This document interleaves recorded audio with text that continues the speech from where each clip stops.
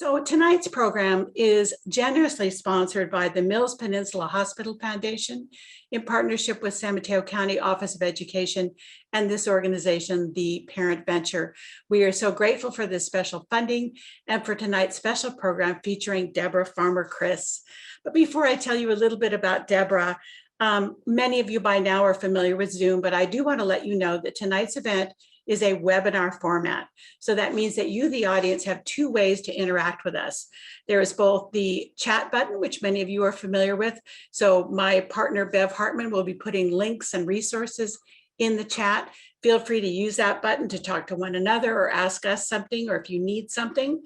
But questions, if you have questions for Deborah tonight, please do put those in the Q&A button. So comments and resources in the chat, questions in the Q&A. We will be checking both throughout the evening, but I just wanted to let you know that. Again, tonight's presentation will be about 45 minutes, followed by about 15 minutes of Q&A. We really want to hear from you, our attendees, so please do log in and join us. Tonight's event will be recorded, and we partner with the Boys and Girls Club of the Peninsula for our videography. It will be available in a couple of days, so do look for that. We are grateful for their partnership, sponsored by the Sequoia Healthcare District. Again, for those of you who are looking for Spanish interpretation, you can click on the globe icon and Spanish. We will stay on English tonight. Okay, let me tell you a little bit about tonight's featured speaker. Deborah Farmer Kris is a writer, a teacher, a parent educator, and the founder of Parenthood 365. A child development expert, she works as a columnist and consultant for PBS KIDS for parents and writes about education for Mindshift, an NPR learning blog. Over the course of her career, Deborah has taught elementary, middle, and high school, worked as a school administrator, and served as an associate scholar at the Boston University Center for Character and Social Responsibility. Her writing has been featured in the Washington Post, and she is the author of a forthcoming children's book series, which I believe will be published shortly in the spring of 2022. She holds a BA in English, a BS in Education, and a Master's in Educational and Counseling Psychology. Deborah and her husband have two children who love to test every theory they've ever had about child development, and she loves finding and sharing nuggets of practical wisdom that can help families and kids thrive, including her own. She is Zooming in with us tonight from Boston, where it is snowy, but we're glad that she has power and is with us tonight. Please join me in a really warm virtual welcome for tonight's speaker, Deborah Farmer Kris. Take it away, Deborah. I am so grateful to be here tonight. My dad grew up in California, so California always has a special place in my heart. So thank you for having me. So I'm just going to take a moment here.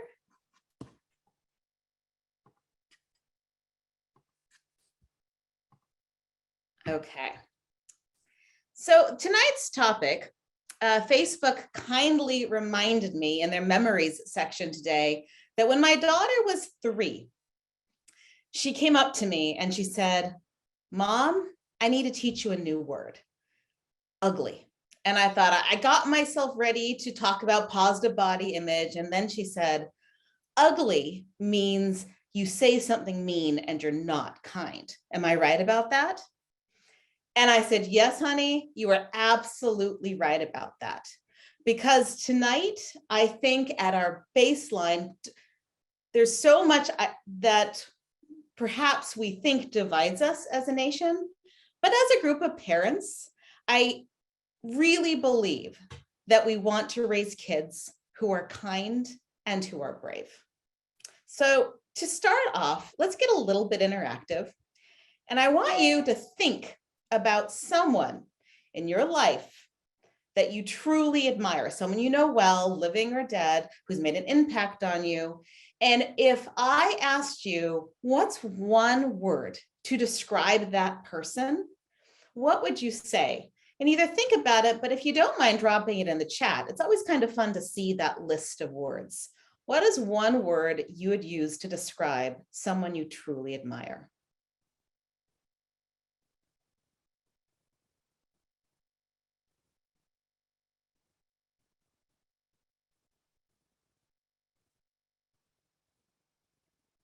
All right, a lot of these are just a panelist. I'm going to read them. Thoughtful, generous, kind, considerate, kind, motivated, engaged, humble, authentic, loving, compassionate, courageous, thoughtful, empathetic, brave, good, giving, and a good listener. These are all subsets of what we're talking about tonight. And these are all character traits. Character is something that we develop over time. And at its most basic, a character trait is a habit.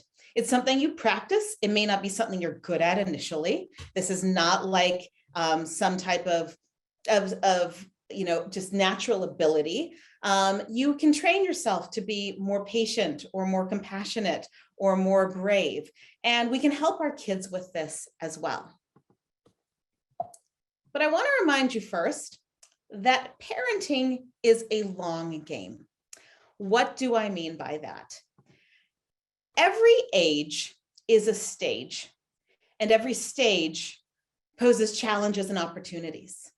And so I worked in middle school for many years, and middle school parents tend to have a lot of anxiety for good reason. Their child has suddenly changed rather dramatically on them.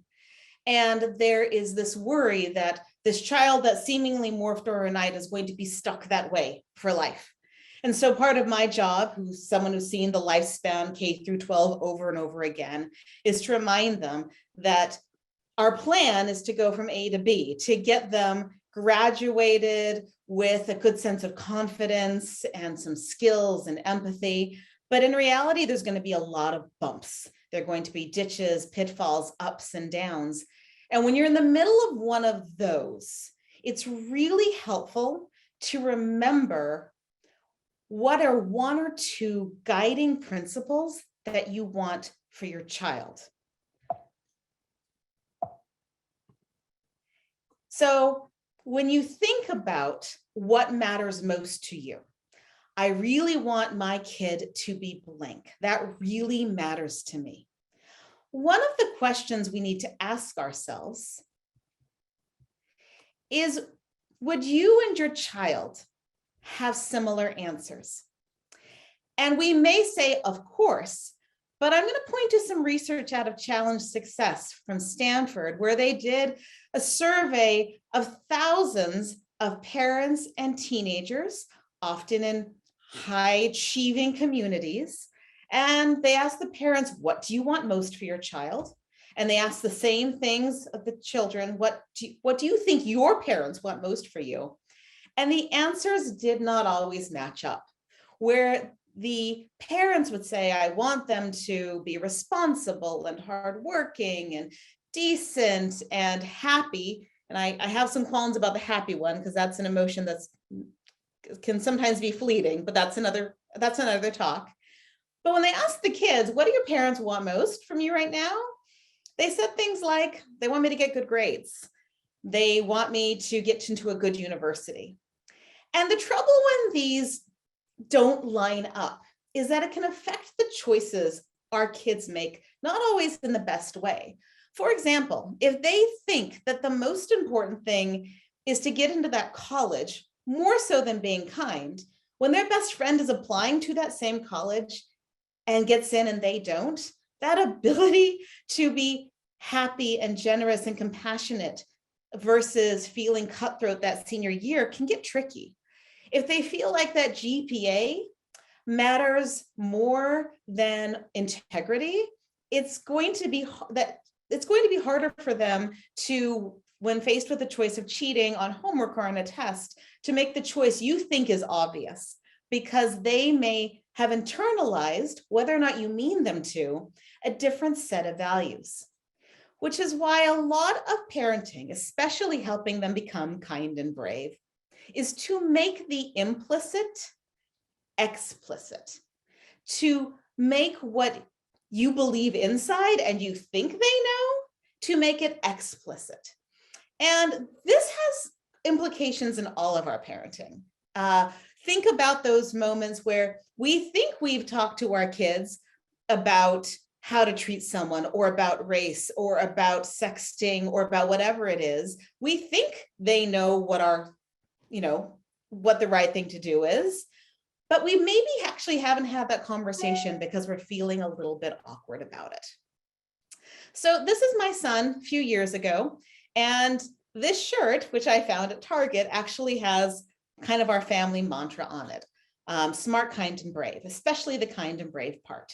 Because my kids know, they even tease me about it, that what matters so much to me and to my spouse is that they are kind and brave. So I want to talk a little bit about some of the research and science about kindness, because there's some good stuff out there. So let's share it. Kindness begins with empathy, and empathy begins with talking about feelings. Empathy is an imaginative exercise. The capacity to empathize requires us to be able to imagine what another person is feeling, to imagine how our actions will affect them, to imagine how a situation might cause them to react. That is a really complex mental process. And really at about age 3 and 4, as they develop the theory of mind, we can really in earnest begin to teach them about empathy. And to teach them about empathy, we have to equip them with an emotional vocabulary. So as Charlene mentioned, I have a couple of books coming out in a couple of weeks. And one of them for the pre-K set is You Have Feelings All the Time, which is very much about building that emotional vocabulary. Emotional vocabulary is something that even as adults can absolutely help us in navigating our own tricky emotional life. There is a term called emotional granularity, which was coined by Lisa Barrett Feldman. She is a researcher out of Northeastern University, one of the leading researchers on the neuroscience of emotion. And what she found was that the ability to put feelings into words with a high degree of specificity helps you navigate tricky situations. So for example, let's say you're just feeling upset, like I'm mad. If you can trace it back and say, am I mad or am I irritated by all the noise? Am I frustrated that I burned dinner? Am I anxious about the test results that haven't come in yet? Am I am I enraged at something that happened on the news? Each one of those, if we can pinpoint it, gives us a different possibility of what to do next, right? So if I am feeling irritated by the noise in the house, I might need to go and take a walk. If I'm feeling anxious about awaiting the test results, it may be a good conversation with a good friend that will help me. So for younger children, and I'm going to guess we have the gamut in the house tonight. I'm going to guess some of you have toddlers and some of you have teenagers. This is a great concept for all of them. But for the youngest ones, if you look at this wheel of emotions, there are 4 emotions that our kids know best when they're young. And that is mad, I'm sad, I'm happy, I'm scared. Those 4.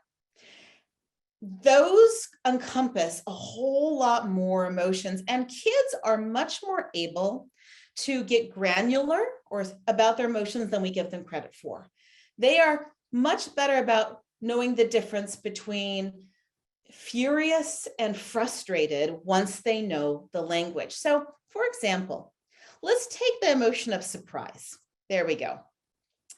Empathy, being kind, let's say that I love surprises. And so I go and I yell boo at my children. And I have 2 children with very different temperaments. One of those children is going to get jazzed and energized by that surprise. I have a child who loves surprises. I have another child who will probably get nervous and uncomfortable at the loud noise. They're both surprised, but they have different reactions to them.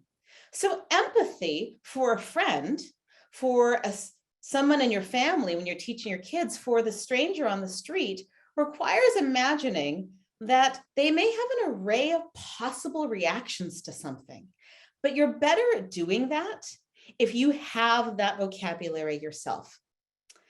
So one of the ways to help them develop that vocabulary and also develop kindness is in our discipline with our kids. When we have to alert them and reprimand them and all those things as we're guiding them along to make better choices. There is a form of discipline called inductive discipline. And basically all that means is that when you have to guide and correct your child, help them connect the dots between what they're doing and how another person feels because of that. So, for example, rather than simply saying don't hit, that might become hitting isn't okay because it hurts your brother and makes him feel sad. So rather than just stopping the action for a younger child, I'm going to explain when you do this, this is the consequence. You know, when we first got a puppy, my 6-year-old, who was rambunctious, would like to grab on tight.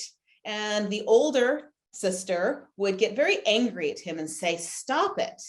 And stop it just made him angry at the sister. So when I could come along and say, when you do that, can you see how the puppy is nipping and getting a little scared? You want the puppy to love you. When you act like that, he's going to get scared of you. That was a much more effective strategy than just telling him to stop. Pick up your Legos can become, please pick up your Legos. If you don't, I'll step on one, and we all know what that feels like. A little empathy from mom here. And this is a great one for your high schooler. Watch your mouth. Don't talk to me like that, young lady. That can become, ouch. I know you're upset right now, but that comment hurt. And I'm a big fan of being able to tell teenagers, ouch, because they're going to take out their big feelings on you as a parent. Their feelings are fine.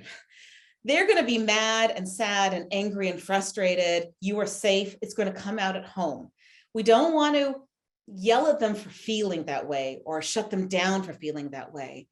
But when that becomes using hurtful language or taking it out on their brother or sister, that's where we got to draw the boundary lines. And sometimes for some, it's as simple as saying, ouch, that hurt. And that can be that wake-up call that says, my words have consequences. And that's important for kids to know. It's actually empowering for them to know, because often kids feel out of control. They feel like they're always being told what to do and that they have very little control over their time, their activities, and that can feel a little bit powerless for them. And so letting them know that what they do has consequences for people's feelings is empowering, because the reverse is also true, right? This isn't just inductive discipline for the negative. It's, you know, when you went over and held the door for them, did you see how she smiled? That really helped. Or I noticed that you included somebody on the playground who was new at school, you know, that thank you for doing that. So it's also the reverse of noticing what they do that is positive, that is kind, and helping them connect the dots between their kind actions and how people feel. You know, I was exhausted this morning and you did the dishes without me asking you. I just need to thank you. That made all the difference this morning. That's much more motivating for a kid than simply harping on them every time they don't do the dishes. So noticing and praising all of the kind acts they do, even if you have to hunt for them to give them that positive feedback. Positive feedback is more empowering than the negative feedback. They really crave it.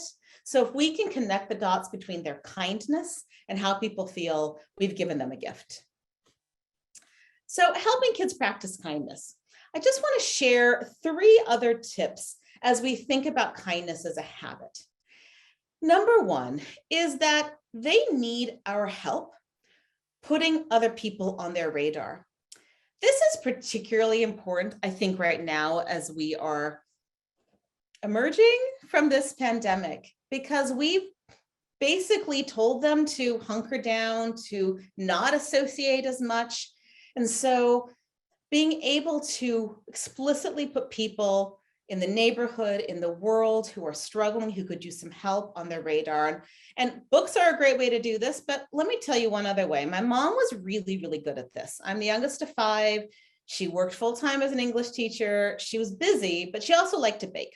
And she baked a lot of bread for the family. And she would always bake an extra loaf. And she would say, Deborah, can you go take this to the Sorensens? I heard that, the mom sprained her ankle. Or Deborah, can you take this over to the Giffords? Their grandfather's in the hospital. Or Deborah, can you take this over to the Sampsons? Can you take this to the Rodriguezes? They just had a new baby. She was constantly putting in my radar people in the neighborhood and beyond. She knew a lot of people, and she was tuned in, and she knew that a fresh baked loaf of bread could do wonders. But rather than dropping it off herself, she sent her kids, because that was part of how she got us thinking about other people. So taking a page from her book, if I'm going to go drop things off at the food pantry, I have a couple extra things, I'm going to take my kids with me, let them be the one to put it in the bin. If I'm looking to give a donation, I want to involve my kids in that process. So when I'm thinking about people in need, right in my own neighborhood or globally, having that conversation with the kids, one, it reminds them that this is important to your family. This is something we do. Our family is kind. We look out for people in need and we help them.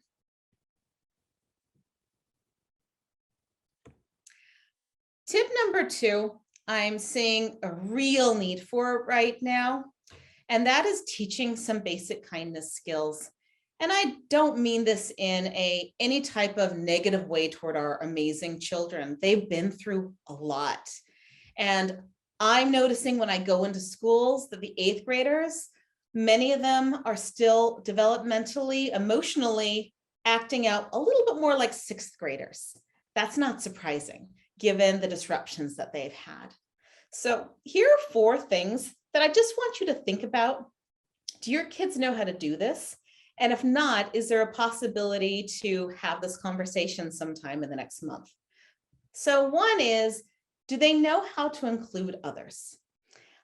We like to say it's important to be inclusive. It's a great slogan. It's something else to actually have the skills to know how to reach out and invite somebody to sit with you at the lunch table, to come and join your group at recess, to listen to their ideas in class and be able to respond in a thoughtful and positive way. And when we moved to Massachusetts several years ago, my daughter was in 1st grade, and there was a neighborhood friend her age. We had moved right before school started, and her mom, as she later told me, would ask her every day after school, would ask her daughter, so what was Annie doing at recess today? Because she wanted to make sure, this mother down the street, that my daughter had someone to play with at recess. And if she said, I don't know, she would say, well, watch out tomorrow, and if you see her, invite her over. These 2 have been best friends for years, but I credit so much of that to her mother explicitly helping her daughter. So I think about this now with my kids, tween and younger, and even when I work with high school students, when they start to talk about someone who maybe is acting a little different, or, if I hear any kind of negative language toward another student, maybe somebody was laughed at, or they're just somebody who's new, my first question is, so who did they play with at recess today? So I'm not necessarily putting the spotlight on my child saying, so what did you do? I just want them to be aware. And if they don't know, I'll say, well, notice tomorrow, like, who are they playing with? And if they're not playing with anybody, that gives an opportunity to start talking out, how do you pull somebody into the circle? That's a recess example, but this has implications for teams, for clubs, for sports. Who's on the outs, who's on the margins, and what's one thing you can do to maybe open your circle just a little bit larger. Another really basic kindness skill is saying thank you, showing gratitude. And again, often we show our gratitude by smiling at somebody. And with, the masks of the last few years, we've lost some of that body language. And so teaching our kids to say thank you, reminding them to do that, can be just one of those small, powerful things that we do that in this family. We took our kids out to dinner for the first time in a long time in November. And my kids, every time the server brought over some food, I was kind of appalled that they didn't say thank you, but I didn't want to shame them. So I just said, so next time they come over, one thing you do is you say thank you when somebody brings you something. And my son looked over at another table and he watched and he said, that kid didn't say thank you. Nobody expects kids to say thank you, Mom. And I said, but this is where you're going to be different, because saying thank you is a basic human kindness. So when anybody helps you ever, the least you can do is to turn to them and to say thank you. And that again is making the implicit explicit. Yes, I can model it, it's huge, but I also need to remind them at various points that this is something we do because it's the right thing to do. Reminding them how to be a helper, and this is for parents of the younger ones. Research shows that children at a very young age, really about 2 to 5, are super excited about helping. They want to help do the dishes, but that's the very age, because they don't have the motor skills, that we often don't allow them to do it. And then once we want them to help out, we've kind of lost that momentum. So very early on, it turns out that one of the research studies on kindness shows that kids who do chores, particularly chores that are family-centered chores, not just cleaning up their room, scored higher on reports of kind of pro-social behavior, this idea of, being more outwardly focused on other people. And part of the reasoning on that, researchers think, is that they felt like they belonged to something bigger, that rather than everything being done for them, that people were counting on them. And it feels good. It feels good for kids that when they're needed. So tonight, actually, I called my daughter and she was busy doing something else. And I said, I have to get the lighting right for tonight. You're really good at this. She dropped everything. She came in, she fixed my scarf. She wished me good luck. And I was so glad I invited her in to be that helper, because it gave her an opportunity, A, to help me, to feel confident, and also to kind of feel that sense of I was kind to my mom, and that feels good. And finally, kids need our help in knowing how to step up when they see hurtful behavior. That does not come naturally. They often will freeze when they see this, especially if it's making them uncomfortable.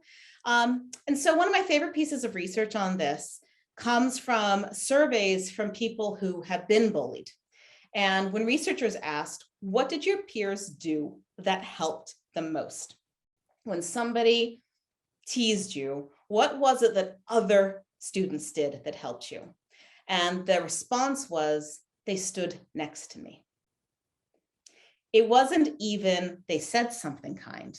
It was simply the somebody coming and standing near me. Even if they didn't talk about what happened, the real fear is that somebody says that and then they're left alone. So I figure even if we have kids who may not feel comfortable standing up or going to a teacher to talk, we can talk through those strategies.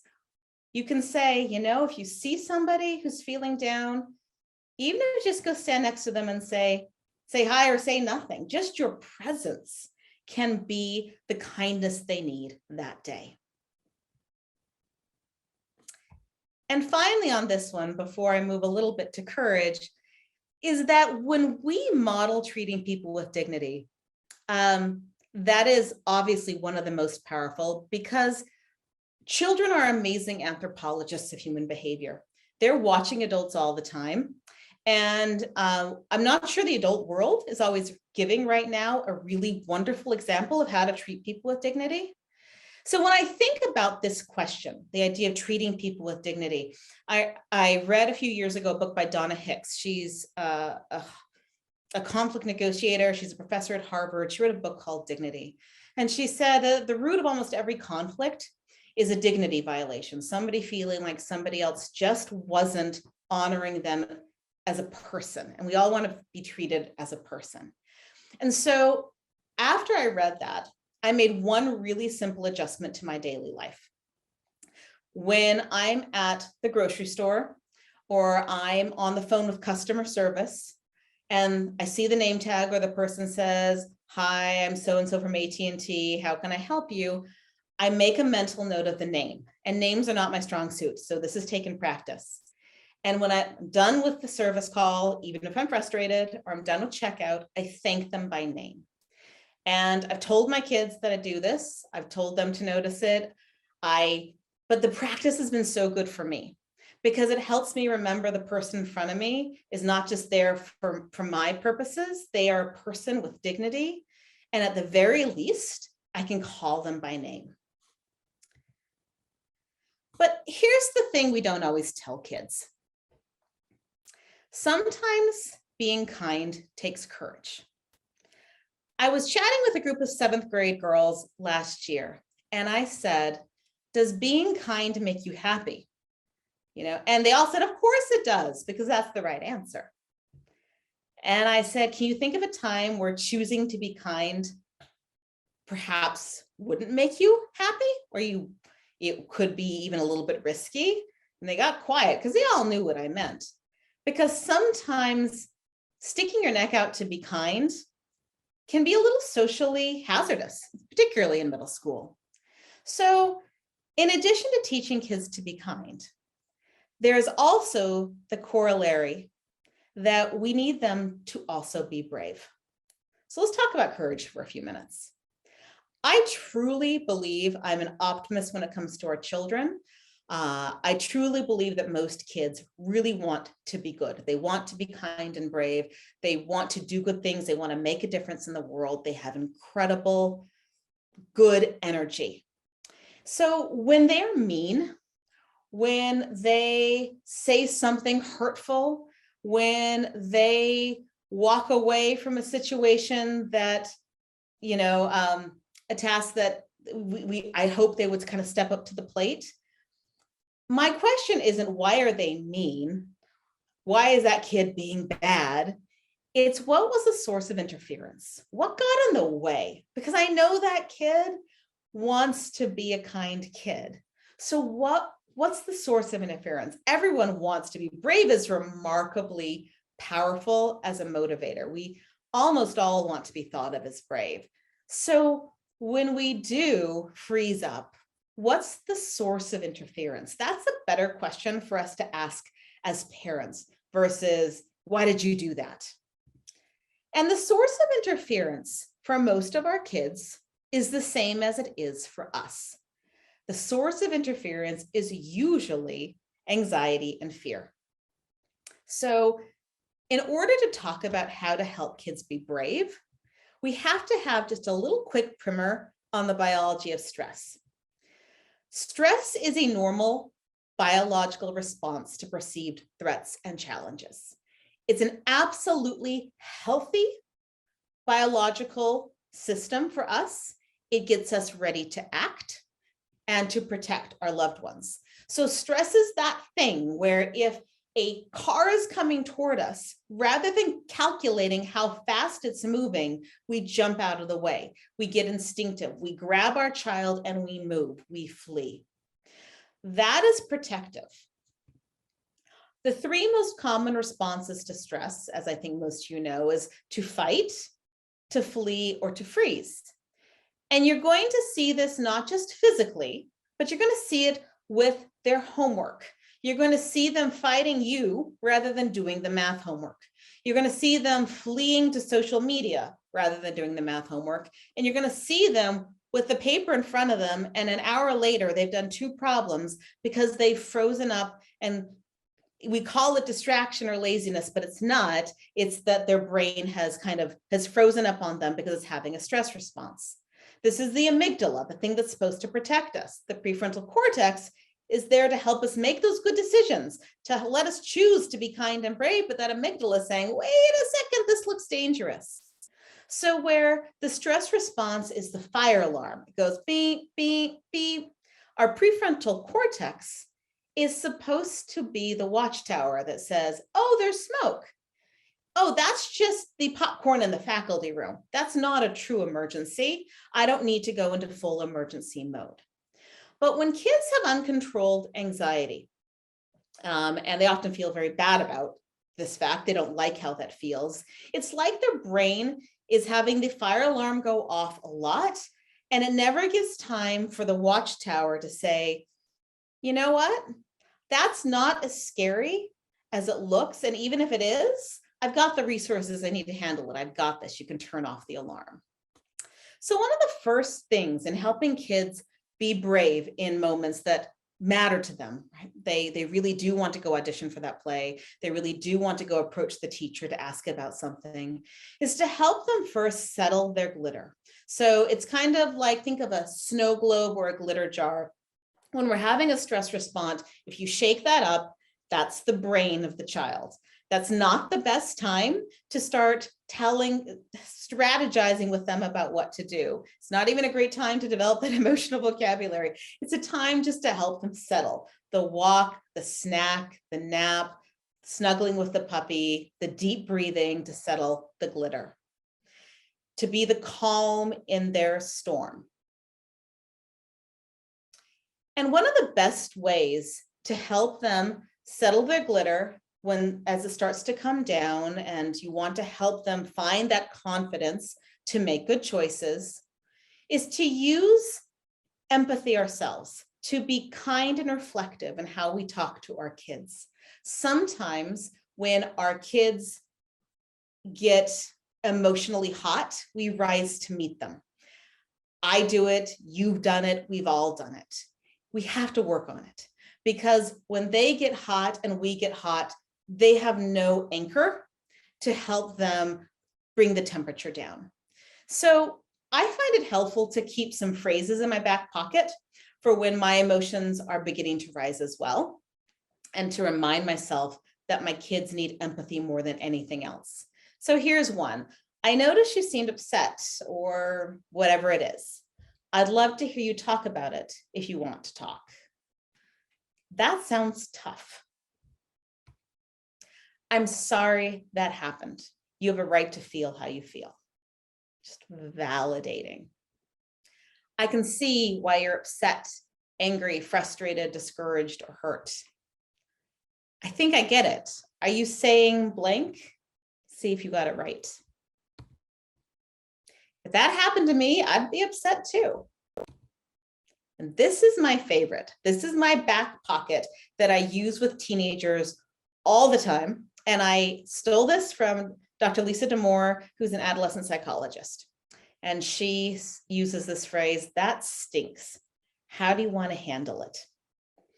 The beauty of this phrase, that stinks. How do you want to handle it? Is the first two words, that stinks, that's tough, that's ugh, whatever the noise is. That shows empathy. It shows, I see you, I get it.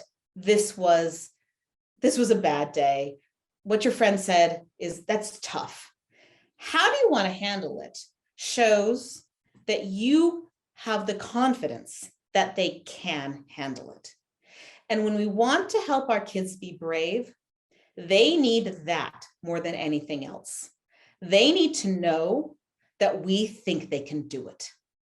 This is where you say to them, I know you're scared, but I know you can do this. I know you don't want to go to school, but I know you can do this. I know you're nervous about getting up on stage, but I got your back. I know you can do this. It's almost like we're lending them confidence. We're repeating that message that we're not going to rescue them. We're here, we're supportive, we empathize, and we're confident they can do it. Because part of bravery is reminding them that being brave doesn't mean you're not scared. Someday I'm going to write an article called The Courage of the Anxious Child, because I think sometimes our most anxious kids who are temperamentally that way from a young age can become are really, really, really brave people because they've had so much practice encountering and facing their fears. So being brave doesn't mean you're not scared. It means you try to do the right thing anyway. And that's important for kids because a lot of them really think, they look at somebody who looks fearless and perfect and like they have no troubles, and they see their Instagram feed and it doesn't look like anything bothers them and they feel weak. But we all feel scared, and the brave people are the ones that try to make the right choices anyway. I just want to point out one piece of research here that I think can be helpful. And Dr. Ellie Leibowitz is the chair of the Yale, he's part of the Yale Child Study Center, wrote a great book on anxiety a couple of years ago. And he did this fascinating study where he took children who were diagnosed with an anxiety disorder, and one group, they met with the children to help them through it. And then there's another group where they never met with the children not once. They just met with the parents, and they taught the parents how to respond to the children when their children felt scared or anxious. And those children had better outcomes, the ones that were never seen, but their parents got the education, than the ones where they got the education themselves. And one of the things he points out is that, parents were super well-meaning. We don't want to see our kids in pain. And so if they're anxious, if they're scared, if they're stressed, if they're nervous, we try to minimize that. We try to protect them from it. We will accommodate and make lots of changes so they don't have to encounter what they're scared of. The problem with that is that avoidance is the food of anxiety. It feeds it. So every time we avoid doing something, think about that phone call you don't want to make right now that you've been putting off. The more you put it off, the bigger it gets in your mind. The more your child puts off that piece of homework, the bigger it gets. The more they put off talking to the coach, the worse the conversation gets in their mind. This is a rather poignant comic, because I feel like we've been doing this, and it was important to stay home and be safe, but it isn't a great life strategy forever. And right now we're seeing a lot of kids with some social anxiety coming back, and that's to be expected because, we've been telling them to avoid. So when they're re-entering and encountering big groups of people again and going back to school, it's going to take some coaching and help. And one thing that I have found that children respond to, this is a quote from Lisa D'Amour, but I've used this with sixth graders and they get it. And that's when kids experience stress, they overestimate the difficulty of a situation and they underestimate their ability to deal with it. So in their brain, they've made it really big.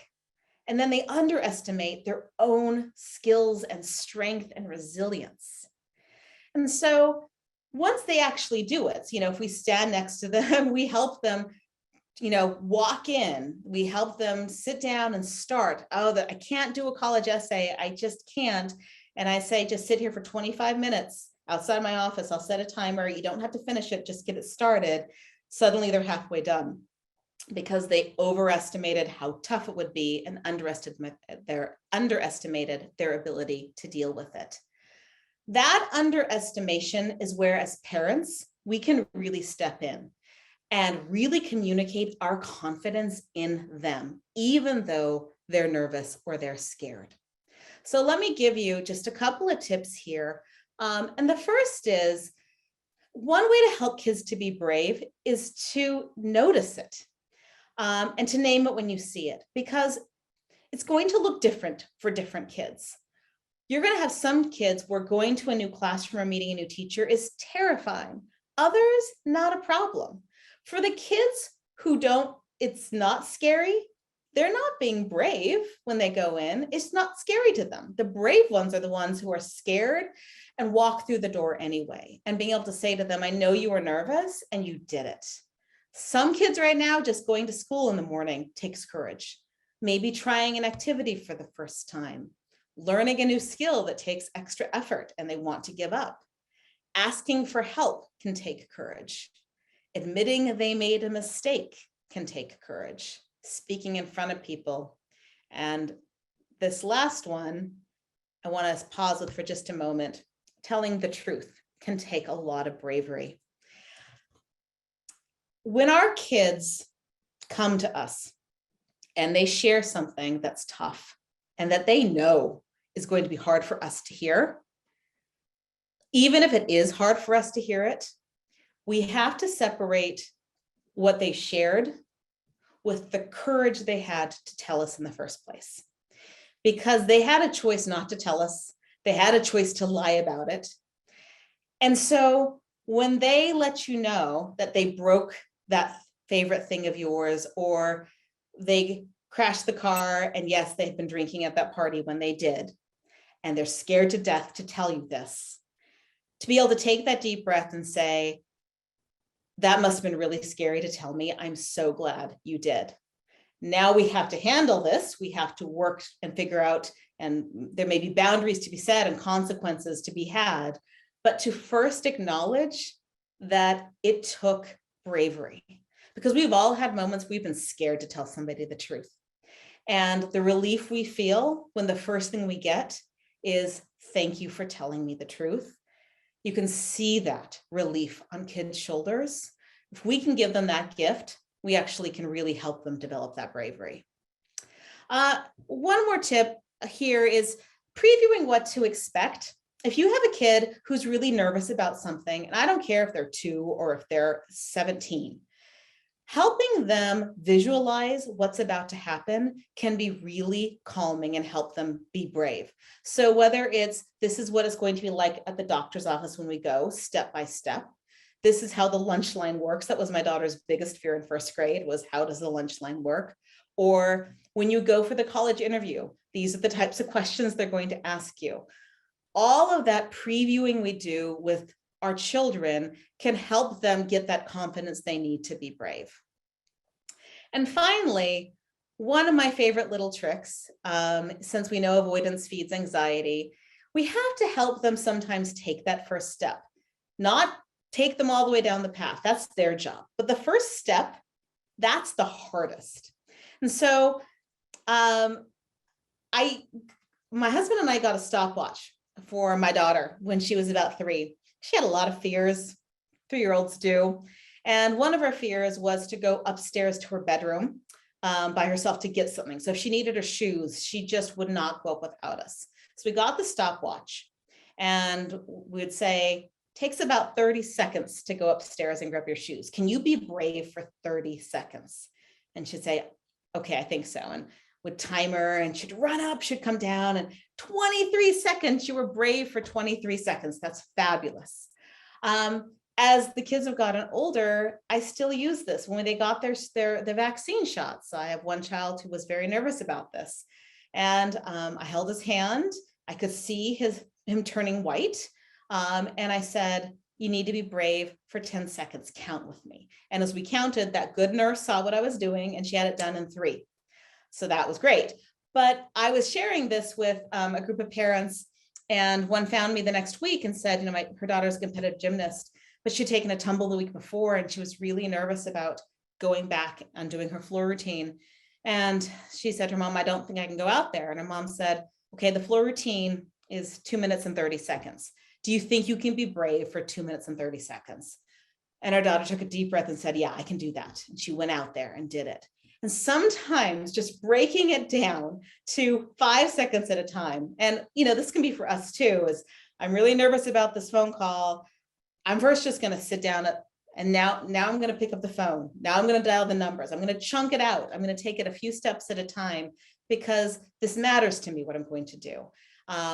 Bravery and kindness are so motivating that when we help kids develop the strategies to reach out to somebody, develop the strategies to do the things they want to do, even if they're nervous to do it, those are the things that lead ultimately to a really fulfilling, enriching life.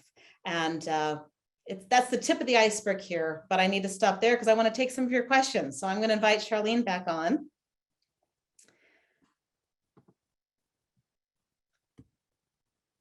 To see if we have any questions. That was really wonderful, Deborah. I'm the parent of 2 young adults, but I have followed advice from wise people like you, and it really changes everything. So I just want to thank you on behalf of all the parents who are with us tonight, caregivers, educators, a lot of really, really wonderful tips there. It is hard to be brave, but most of us can do it for 30 seconds. Mm-hmm.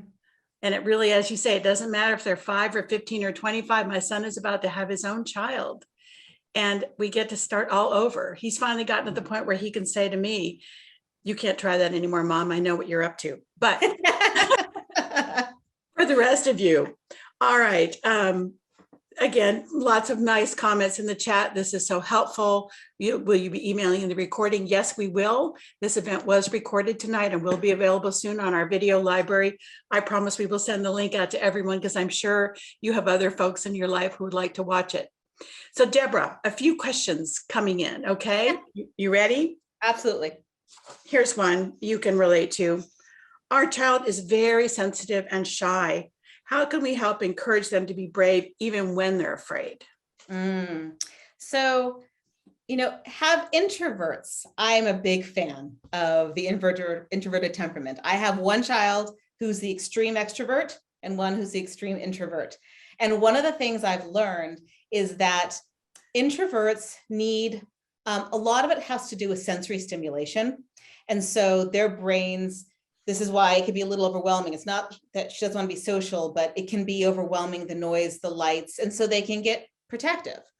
So introverts often need a long runway. So as a teacher, I know that they would need more opportunities to write versus just cold call. They were the ones who didn't always like the surprise, right? They didn't want the surprise. They wanted to know what was coming. And one of the things I found is that when children are feeling shy or they have a more introverted temperament, being able to, one, find out what really motivates them, right? They're more likely to be brave if it's something they really care about.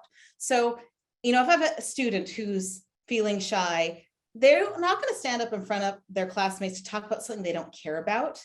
But if they love pandas, they're going to swallow that with your help to share about how to save, the pandas, or how to, combat global warming if that's a passion of theirs.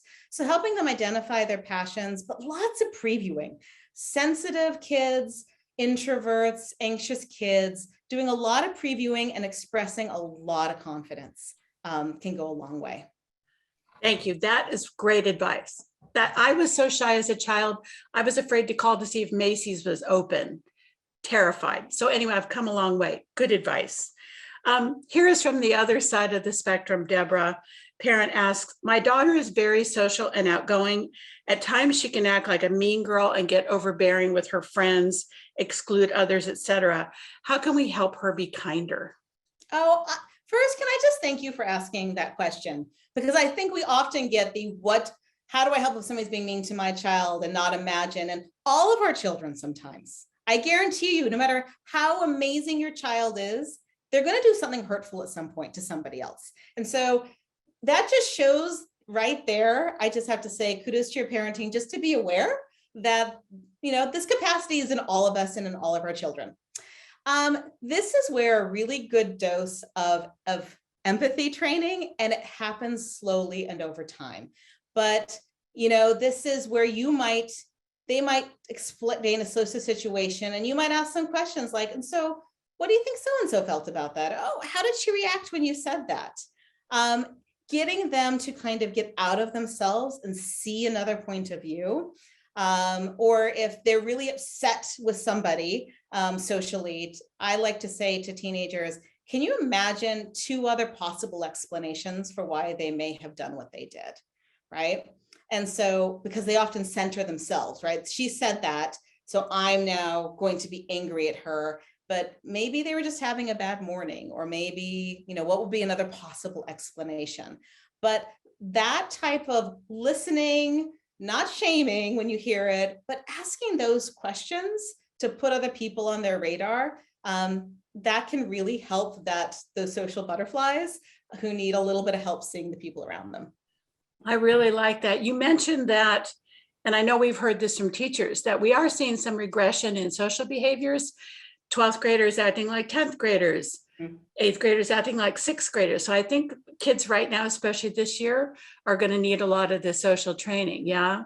Absolutely. I mean, I'm seeing that when I go into schools, that there's just about a year, not for everybody, but the social dynamics as a whole are about a year behind. And so I think that poses some stressors for teachers and for parents, because we want to say, why are you acting like that? You're too old to act like that. But they've been through something extraordinary that we didn't have to go through as kids. And so they really do need some of that, as we say, make the implicit explicit. Sometimes they need to be able, somebody say, hey, how is that person that just moved in doing? And just anybody sitting by her at lunch. And sometimes that's all the nudge they need. I just love that, making the implicit explicit. It's like Dr. Phil said, sometimes you need to put the dots really close together. especially for kids, right? Absolutely. All right, Deborah, here's a question that everybody who has more than one child can relate to. How can we teach our 7-year-old son to be kind to his little 4-year-old brother? The 7-year-old will break his block towers and smiles while he does it. Any tips? Sibling rivalry is a tough one because often kids will be taking out other feelings they have other places in the safety of their home, and often I'll have parents come to me and say, I hope my child's behaving at school because they're being a terror to their siblings. And I'll say, well, they're doing actually beautifully here, but whatever that kind of feeling is, when they get home, that can sometimes fall apart. That doesn't mean that you've done anything wrong with your parenting. That's very natural.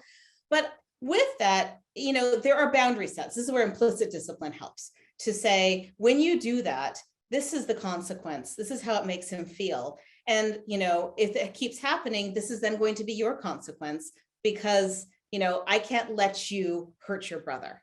When my son was going through a hitting phase with his older sister, which happens, I remember at one point she was really upset and I sat with him and he was feeling a little out of control. And I said, I know you're not somebody who is mean or doesn't want to be mean, right? Do you want to?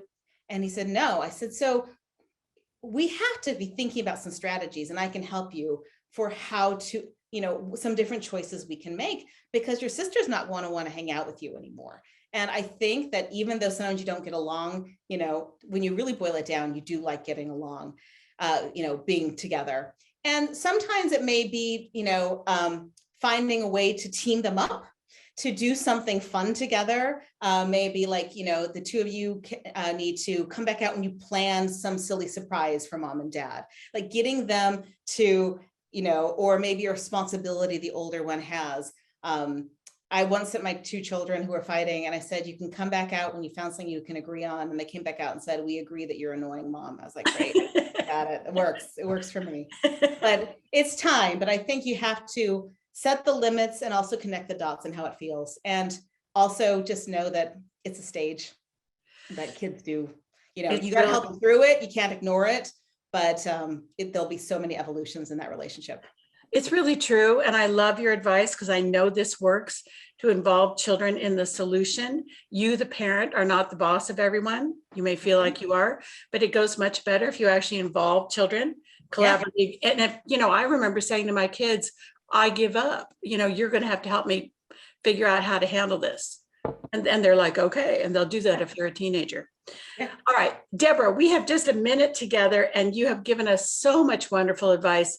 Any final parting words on how to raise kids who are kind and brave?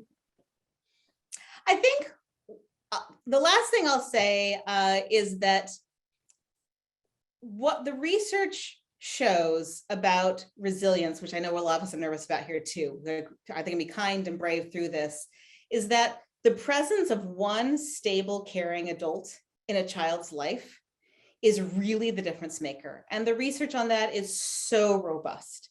So if you have a kid right now who's pushing all your buttons and testing everything and you're really worried, please know that they're going to have their ups and downs and dips in life. But if you can be that relational anchor that they know you've got their back, that doesn't mean everything goes at the household, but that you're there, you love them all the time, you love them enough to correct them. That is the thing that research says is going to be the most pivotal force in their life. And it may take a few years for that to circle back around if you have teenagers, but I'll say that those numbers don't lie. That's what they really need, is somebody in their life who they know is there and loves them. And keep that big picture on, it's the long game that we're playing here. And remember that we're trying to raise kids who are kind, who are brave, and who are, who are going to make that difference in the world we know they can make. Thank you so much, Deborah Farmer Kris, for all the brilliant advice tonight. Parents of younger kids, do look for her book series coming out this spring. We are so delighted to have had you here tonight. Thank you again, everybody, for being with us. Take care, stay well, and we will see you again soon. Good night, everybody.